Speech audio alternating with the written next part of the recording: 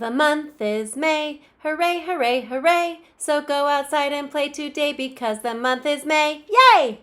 In the month of May, we make creme brulee.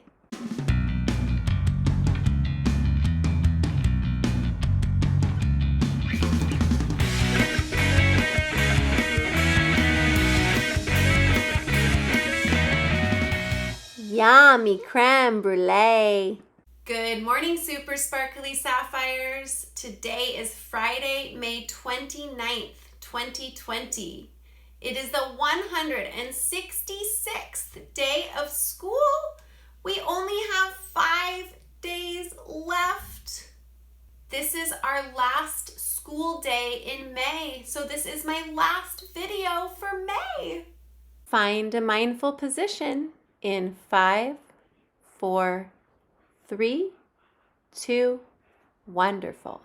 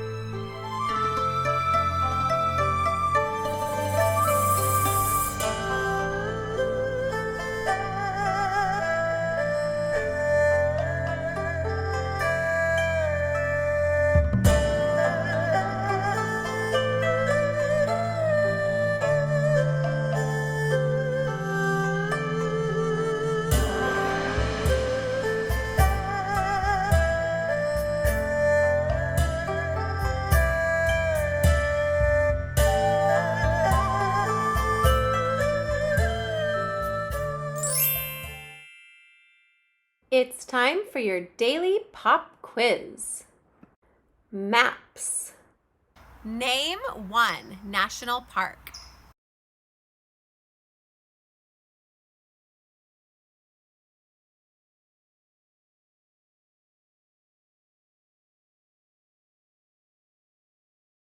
Calendars. How many days of the week end with the letter Y?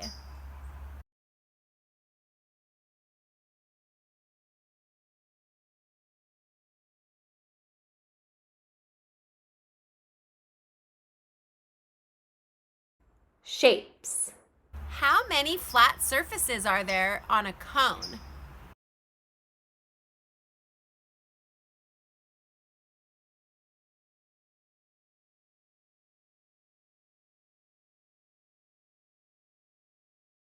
Numbers. How old am I?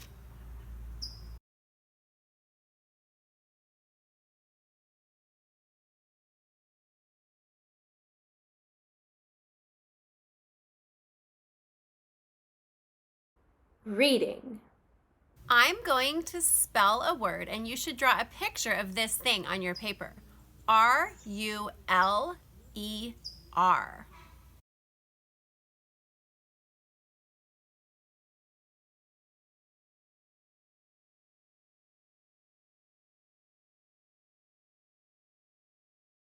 Spelling. How do you spell all? Remember our song, Mama lifts it up with that's all. The stain lifter, that's all.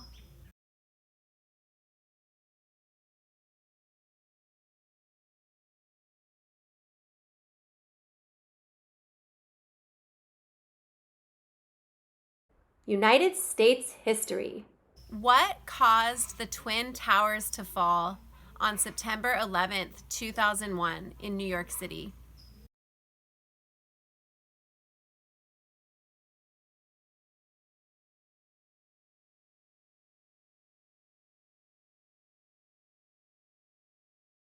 Money.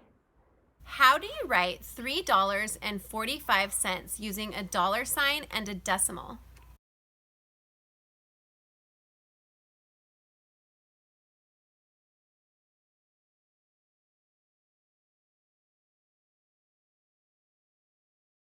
Writing. How many pickups are there in lowercase m?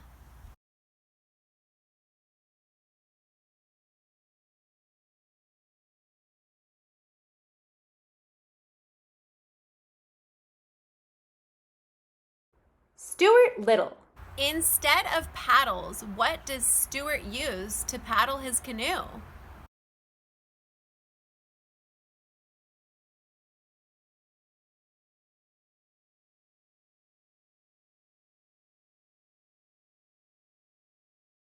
Get ready to check your answers.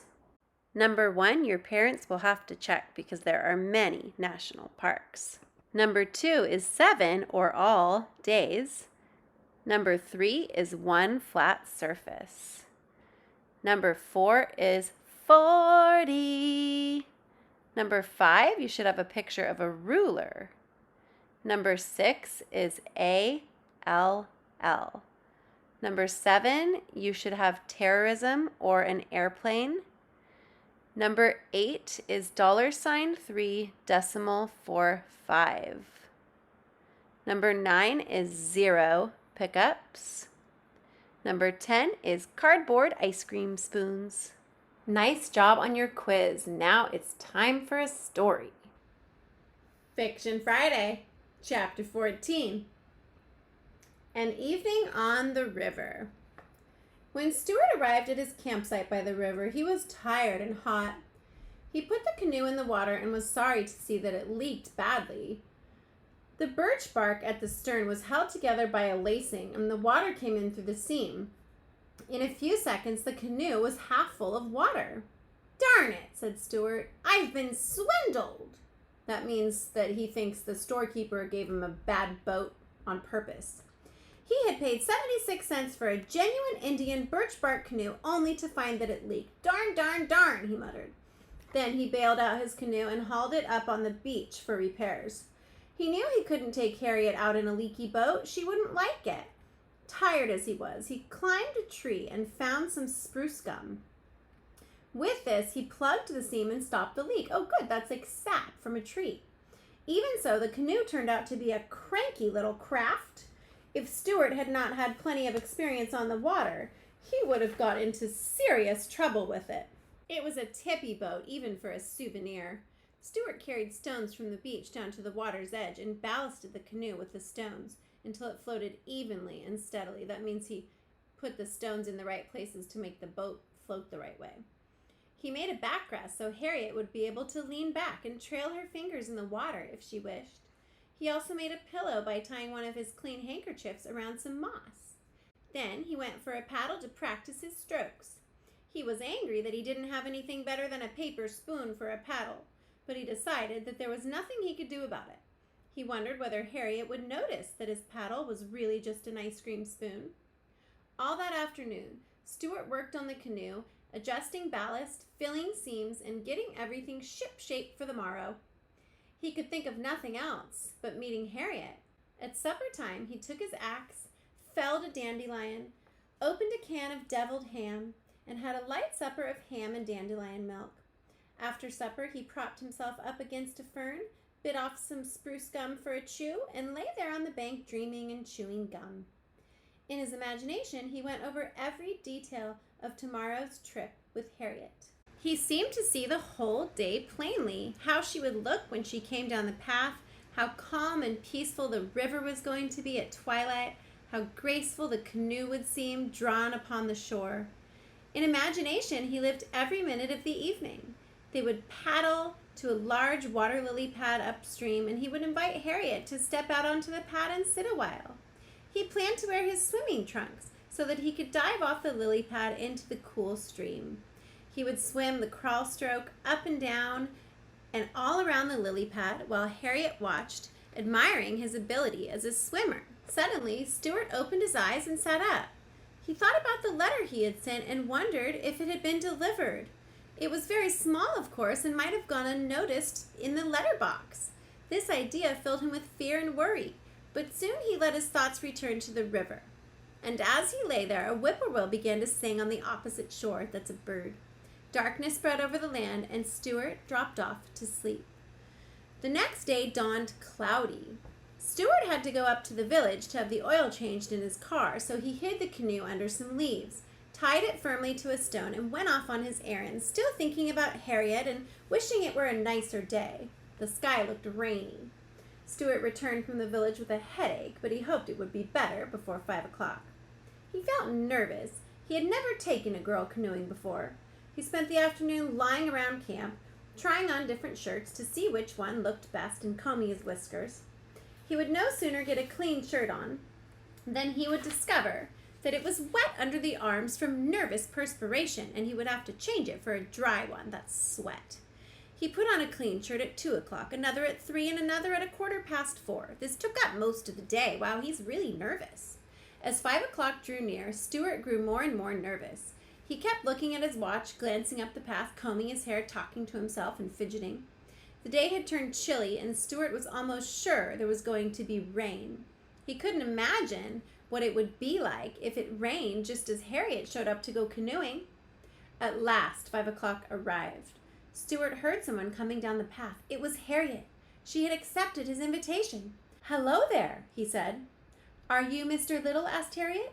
"Yes," said Stuart. "It's nice of you to come." "Well, it was very good of you to ask me," replied Harriet. She was wearing a white sweater and a tweed skirt and short wool socks and sneakers.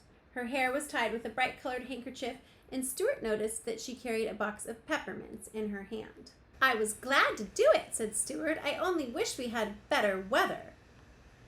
Harriet looked at the sky. "Oh, well," she said, "if it rains, it rains." "Sure," repeated Stuart. "My canoe is a short distance up the shore. May I help you over the rough places in the path?" Harriet said she didn't need any help. She was an active girl and not at all inclined to stumble or fall. Stuart led the way to where he had hidden the canoe, but when they reached the spot, Stuart was horrified to discover that the canoe was not there.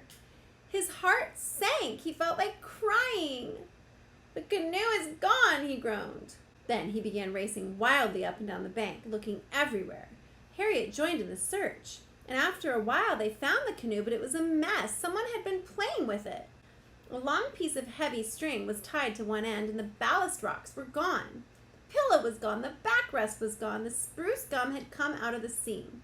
Mud was all over everything, and one of the paddles was all bent and twisted. It was just a mess. It looked just the way a birch bark canoe looks after some big boys are finished playing with it. Stuart was heartbroken. He didn't know what to do. "Oh, gee," he kept saying. "Oh, gee whiz." "What's the trouble?" asked Harriet. "Miss Ames," said Stuart in a trembling voice, "I assure you I had everything beautifully arranged, and now look." Harriet wanted to fix up the canoe and go out anyway, but Stuart couldn't stand the idea. "It's no use," he said bitterly. "It wouldn't be the same." "The same as what?" said Harriet. "The same as it was going to be when I imagined it yesterday." "Well," suggested Harriet, "couldn't we just let it hang over in the water and trail along after us? We could pretend we were fishing." "I don't want to pretend I'm fishing," cried Stuart. "Besides, look at the mud. Look at it!" Now he was screaming. Oh, no. Harriet sat down on the twig beside Stuart, and she offered him a peppermint, but he shook his head. "Well," she said, "it's starting to rain. I guess I'd better be running along if you're not going to take me paddling in your canoe. Would you like to come up to my house? After dinner, you could take me to dance at the country club." "No, thank you," replied Stuart. "I don't know how to dance. Besides, I plan to make an early start in the morning." "Are you going to sleep out in the rain?" asked Harriet. "Certainly," said Stuart. "I'll crawl in under the canoe." Harriet shrugged her shoulders. "Well," she said, "goodbye, Mr. Little." "Goodbye, Miss Ames," said Stuart. "I am sorry our evening on the river had to end like this." "So am I," said Harriet, and she walked away along the wet path toward Tracy's Lane, leaving Stuart alone with his broken dreams and his damaged canoe. Well, that did not go as Stuart planned, did it? And he was very disappointed. For Fiction Friday today, you're going to draw our new character, Harriet Ames, who's just as tiny as Stuart. Then you are going to draw the canoe, Summer Memories, before it was ruined and after it was ruined. And next week, I'll be reading the last chapter live to you at class meeting.